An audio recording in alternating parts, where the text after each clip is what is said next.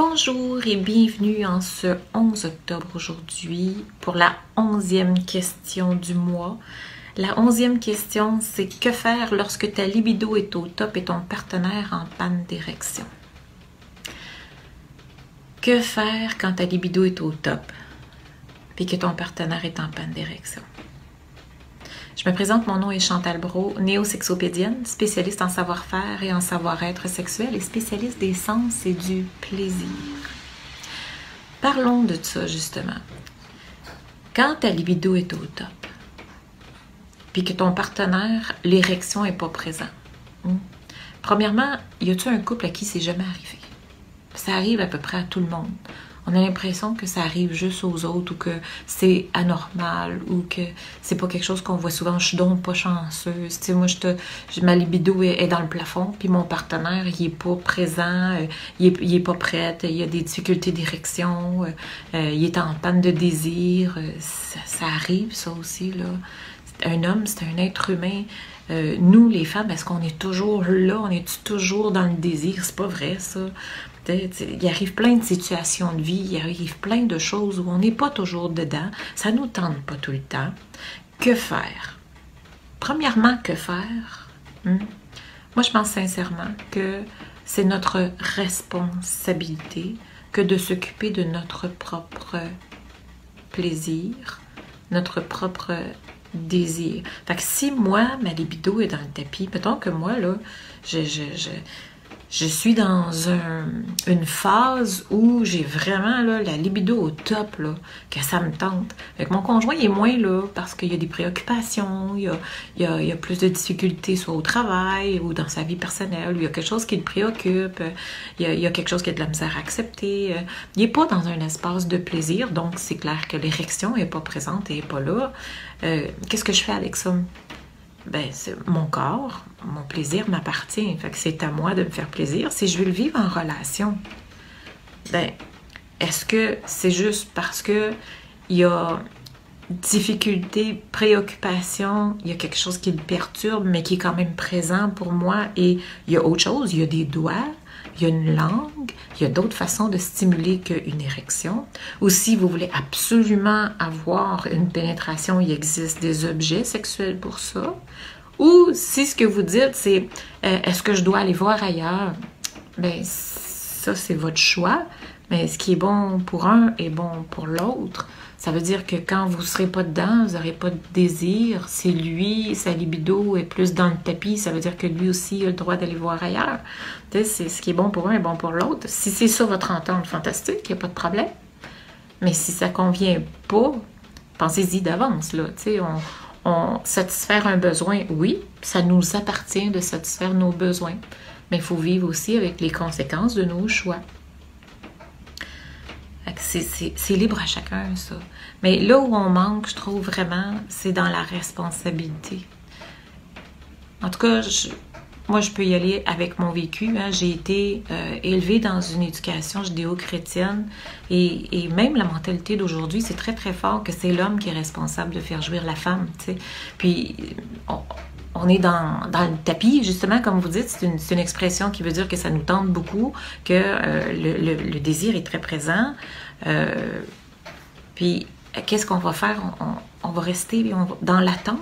On va rester là à attendre que lui fasse quelque chose, comme si c'était sa responsabilité de faire ça. Non, c'est un partage, c'est un échange, c'est une relation. Mais votre corps, votre désir, ça vous appartient. Fait que c'est à vous de vous en occuper. C'est pas la responsabilité de l'autre. L'autre, il peut participer. L'autre, il peut vous aider. Puis peut-être même que ça mettrait moins de pression, puis peut-être que ça éviterait les difficultés d'érection aussi, que les femmes soient davantage responsables de leur propre plaisir. Fait que faire quand j'ai la libido au top? Prendre votre responsabilité, vous occuper de votre besoin, vous occuper de votre plaisir, de participer vous-même à votre propre stimulation. Et si l'homme veut participer, fantastique. Comme je vous dis, il n'y a pas juste une érection dans la vie, il y a des doigts, il y a une langue, il peut stimuler la femme de plusieurs façons. C'est le temps de jouer de scénarios, de prendre le temps de jouer de fantaisie. Si c'est pas ça que vous avez le goût, vous avez le goût de quelque chose d'un petit peu plus... pas sauvage, là, mais d'un petit peu plus prononcé. Comme je vous dis, il y a des outils qui sont créés pour ça aussi. Il y a des dildos. Okay. Voyez-le comme un outil de couple. Beaucoup plus qu'un outil individuel. C'est pas juste dire je vais aller me cacher dans mon petit coin, là, puis je vais me masturber, je vais me satisfaire tout seul. Non, mon besoin, c'est peut-être d'être en relation. C'est peut-être de jouir en relation, en présence de l'autre aussi. Même si l'autre, l'érection n'est pas là présentement. Peut-être que, justement, sa préoccupation va disparaître et il sera plus là, il va revenir dans l'instant présent et peut-être que l'érection va revenir. T'sais, soyez plus présent en tant que femme à vos hommes. Et est-ce que vos hommes sont présents pour vous quand c'est votre tour aussi que ça vous tente pas, puis que lui, sa libido est dans le tapis? Changez les rôles, mettez-vous à sa place.